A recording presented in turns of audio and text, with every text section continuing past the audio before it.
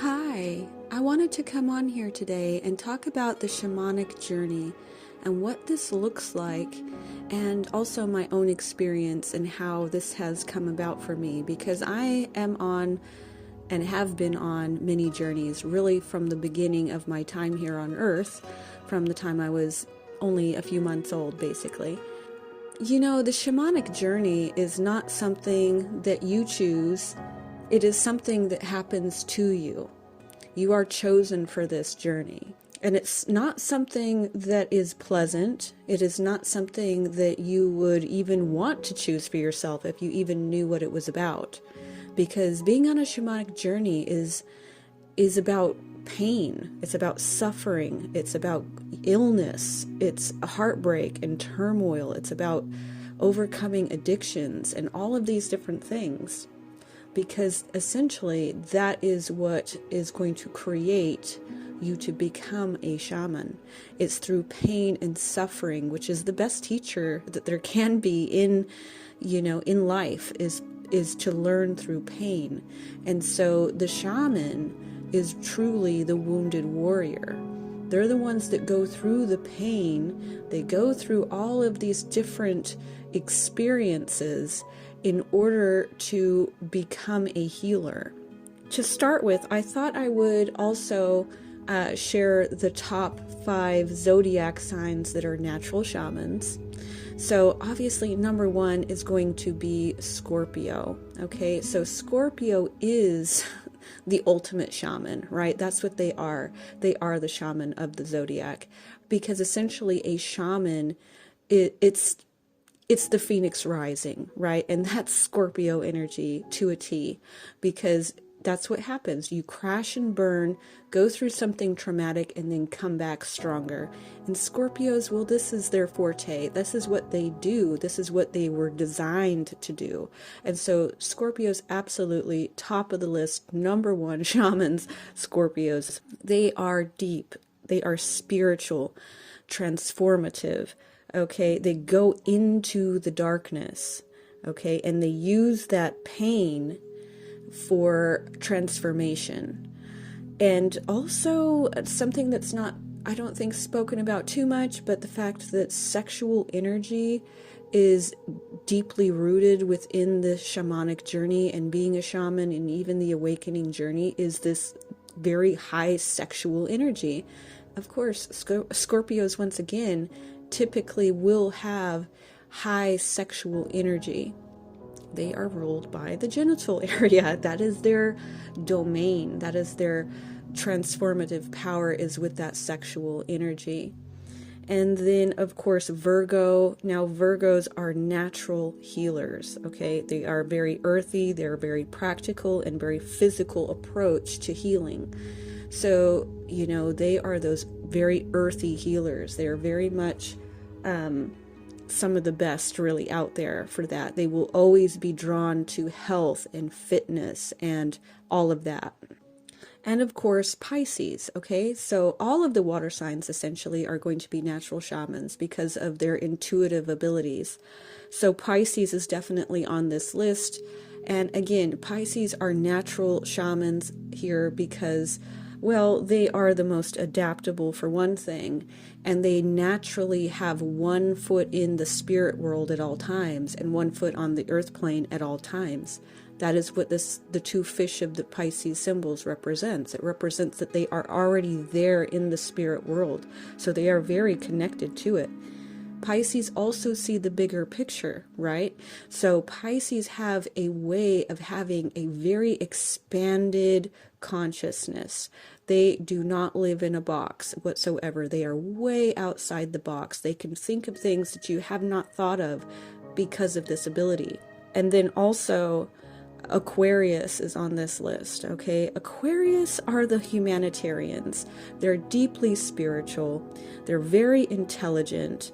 And they also have a way about them that can be very blunt, and it can feel quite harsh, actually. And the reason for this is because they have a way of piercing into you with truth, okay? Sometimes truth hurts. And these individuals, because of their high intelligence, their humanitarianism and their spiritual nature mixed with that Saturnian structure, they come in at times, they can be very, easy flowing energy and very easy going, but they also, when they need to, they can come in with the harsh truth, and pierce you with it.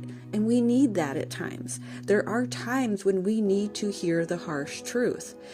They don't tell you what you want to hear. They tell you what you need to hear for you to grow. You cannot grow if somebody is just sugarcoating everything all the time for you and making it easy for you to digest. So the Aquarius energy will come in with a piercing truth, and it will transform you, because it's like a shocking truth, and it's like, yeah, oh, that hurts, but I did need to hear that, right? I was married to an Aquarius. I know all about this.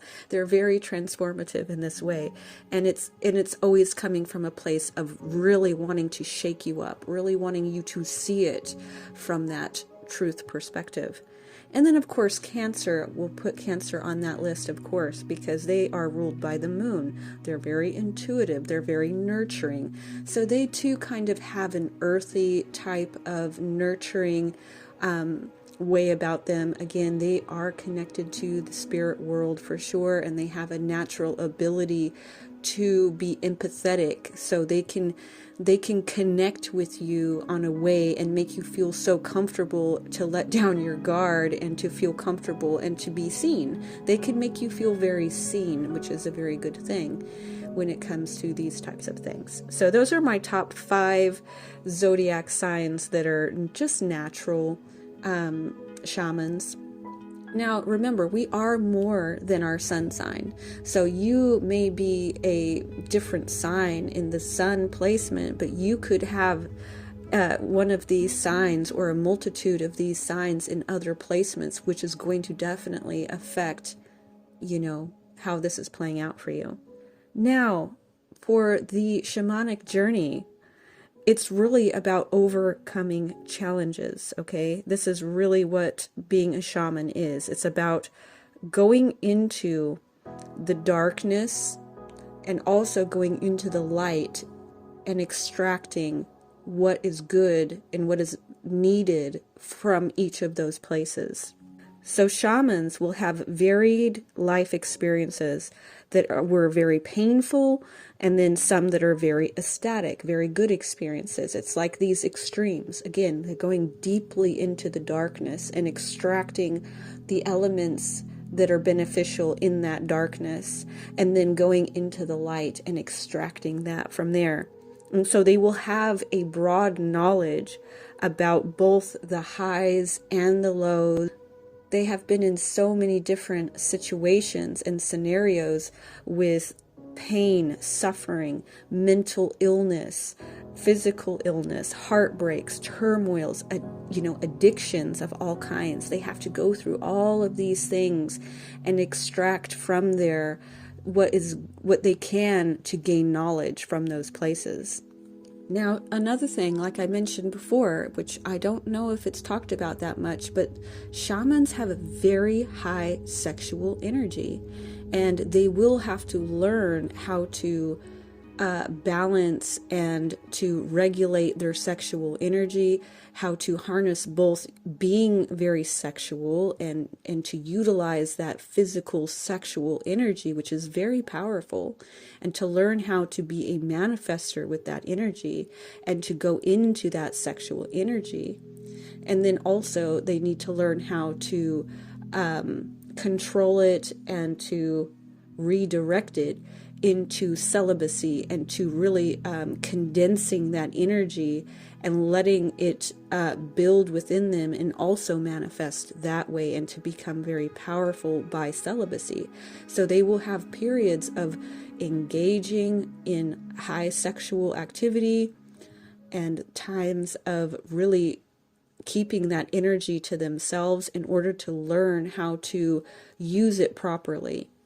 Oftentimes, also, shamans will have gone through addictions, okay? So they will go through that experience of becoming addicted, learning how to go into the other world, right? Learning how to be a oracle, learning how to connect and open your consciousness up to the spirit world, okay? And drugs are definitely a medium between those things. So shamans can very much be drawn to taking drugs and alcohol, because this will be a gateway for them to open up into that spirit world and to experience that. I'm definitely not suggesting that you do this and not saying that it's good. I'm just saying that that is something that can happen, where the shaman or somebody who's on this journey will dabble in drugs because of this desire to go into the spirit world. But then they will also have to overcome what happens when you abuse drugs, which is that you become an addict. Then they have to go through that challenge, and they have to overcome that as well, which makes them even stronger at the end of the day. But eventually that will also become a very powerful experience, where they can utilize both of those experiences, of one of being able to open themselves up to the spirit world at will, because taking drugs can kind of teach you how to do that at will. Once you have experienced it, then there is a memory to getting to that place. You know, any type of plant medicine or any type of drug that gets you to those places are very addictive as well. And so that's why essentially after you've learned how to get in there, you need to step away from that thing and then learn how to do it naturally, basically. But in that process, you may have to overcome that addiction. And in most cases, they will. Because you have to learn how to get into an altered state of consciousness. Shamans will also be very guided and connected to music and dancing, because these two are actually mediums into getting into those altered states of consciousness. For me, this is really more the direction that I went, which I had dabbled with some drugs here and there, but for the most part, they were too much for me because of the fact that I'm already very open. I am a natural shaman. I don't really need drugs to get into the spirit world or to get into an altered state of consciousness. I can do it at will just by the practice of yoga, through the practice of dance, and music as well. So music and dance will put me in a trance state pretty quickly. So I do stay away from drugs, really. But shamans also, along their journey, will be learning to connect with their spirit guides, with source, with the spirit world, with the elementals. They will learn how to work with plants, and animals will be attracted to them. So these will be things that will come into your life. You know, when you're on this journey, like I said, this is happening to you. Animals will want to connect with you. You will find it easy to connect with animals. You'll find it easy to understand the elements and to work with the elements, and it will be easy for you to connect to source. It will be easy for you to connect and to feel your spirit guides and to connect with them, and for them to connect with you. So yeah, animals and children will feel very safe with you, and you'll be able to communicate through energy and telepathy. Now, we will also attract dark spirits, okay? Because, well, number one, we are seen within the spirit world because we are not a sheep. We are not someone who is controlled by the matrix. So we are not able to be controlled, essentially. And so we will be attacked by the dark spirits. But again, this too is a part of our training. It's learning how to combat the darkness, right? It's learning how to not live in fear. It's learning how to overcome that, basically. And so we will get attacked from the darkness, from dark entities that are here, because we live in a world of duality. It is the reality that we live in. Yes, essentially at God's source, light and dark are really just two aspects of the same thing. But the facts are, at the moment, we do live in a duality. We do live in duality. So we have to accept that there is light and there is darkness. And yes, we do get attacked. We are still not quite at that place yet where we are without that contrast. So this is important to know. We will also naturally get very profound and prophetic dreams and visions. This is something for me that has just happened. This has never been anything that I have chosen. It's literally just been my experience that has been happening since I was very little.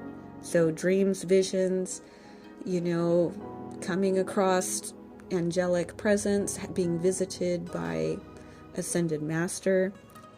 We also will attract other shamans and other healers throughout our lives. We will be magnetized to each other, but we will also attract people who need healing and the narcissists. Again, this is that contrast of the darkness as well. So we attract the light, but we also attract the darkness. And this is, again, because we need to experience all that there is to experience. So we have these extremes.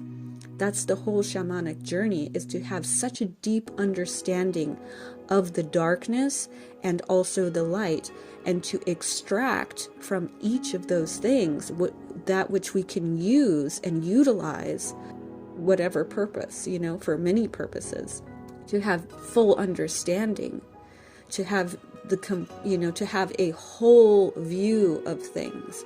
We're not only looking at the light, and we're not only looking at the darkness. We go into both of them, and then we become whole that way, and we have such a broad spectrum of experience, of highs and lows, of suffering and pain, but also joy and love and ecstatic energy, that we can connect literally with anybody and get on anybody's level. We can talk to people that are in the darkness, but we can also talk to people that are in the light, and we can help those people wherever they are, because we've had these varied experiences and we gain knowledge through all of this. Another thing that happens is initiations, right? So initiations, tattoos are definitely connected to this. So my experience is that you will be guided into getting these tattoos, and because tattoos have energy, and so you will be guided at a specific time to do this. Usually when you are either about to embark on a specific path, a specific journey, or if you have completed one. And so this is also a part of the shamanic journey. It doesn't have to be. You don't have to get tattoos, but oftentimes these become powerful energies that we accumulate through initiations that energize and power us in a sense. They give us power and energy, just like our spirit animals. We also do get spirit animals, and this is also a part of it. We also gain spiritual armor is another thing. So when we do overcome darkness, we will be leveled up, if you will, and we will gain spiritual gifts. So for instance, you can start to get spiritual armor. So when you get attacked, you have spiritual armor. You have, weaponry even, and you can move differently in the spirit world. Like I can move like a ninja in the spirit world. I have a flaming double-edged sword that I can use. And I have a spirit animal, and I can speak light language. So these different initiations and these different leveling ups will happen throughout the journey as well. And again, I never really sought out any of this. This is just something that has been a part of my life, part of my journey. I didn't ask for it, and I wouldn't have asked for it, to be honest with you. But this has been a natural part of my life. So for me, so my heritage goes back with Sicilian gypsies. It's one half of my heritage. and the other half is Celtic Druid. So that is my lineage. And the families that I came through were very spiritual. They've had a very long history of being very powerful spiritually. So I am a Pisces, and Pisces are natural oracles. They are natural shamans. We have one foot in the astral realm and one foot in the earth plane at all times. That is the Pisces nature. That is their energy. So already right off the bat, I've already got that energy to start with. I was born on the full moon. My mother is a Pisces, so I'm a female Pisces, born from a female Pisces on a full moon. Also born on the day 23, which is a very powerful number. It's a magical number. And out of all of my siblings, I've got 5 brothers and 3 sisters. And out of all of them, I am the only one that has red hair and green eyes. So I have almost always colored my hair dark because I felt very out of place. I was very uncomfortable with my fiery red hair. And so I always covered it up to look like the rest of my family. The rest of my family is dark-skinned, dark hair, and dark eyes. And like I said, I came through with this this red hair, these very big, bright green eyes. And so, yeah, that was something I was always ashamed of, actually. I never appreciated that. But even that also is a sign of this significant journey that I'm on. So in history, redheads have been known, and green eyes have been very sought after. Back in, times of old, they would have been the ones that were burned at the stake because they were witches, right? They also were sought out to be temple vesture virgins as well, because they are natural oracles, right? So that energy of that fiery redhead. In fact, people speculate that Lilith was a redhead, a fiery redhead. So it's that energy, right? There's something that comes through. It's a very unique energy. It was always thought of as being something that was extraordinary, to have this unique hair color, this unique eye color. And they have always been thought of as being more sensitive and highly sexual. So anyway, I will go ahead and finish off here. I am sending you so much love. I thank you so much for listening, and I will talk to you later. Bye.